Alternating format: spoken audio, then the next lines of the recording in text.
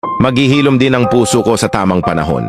Hindi man sa ngayon pero balang araw, isa ka na lang kwento sa aking kahapon.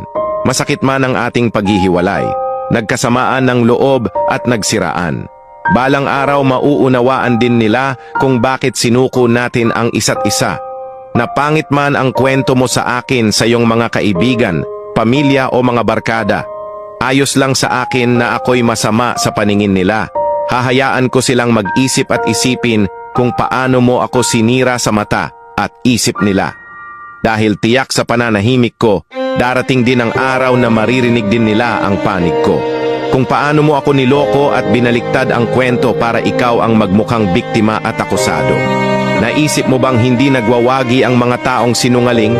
Lalo na kung nagmahal ng totoo ang hangad at hangarin.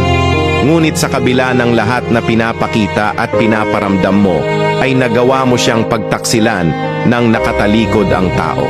Dahil hindi ka marunong makontento, kaya mas mainam na lang na sila ang makatuklas ng tunay natin dahilan para malaman nila ang buong katotohanan. At hindi ko kailangan ipaliwanag ang sarili ko, lalo na kung hawak ko ang totoong nangyari sa kwento ng kasinungalingan mo. Na doon ko na malilinis balang araw ang pangalan at pagkatao kong ginulo mo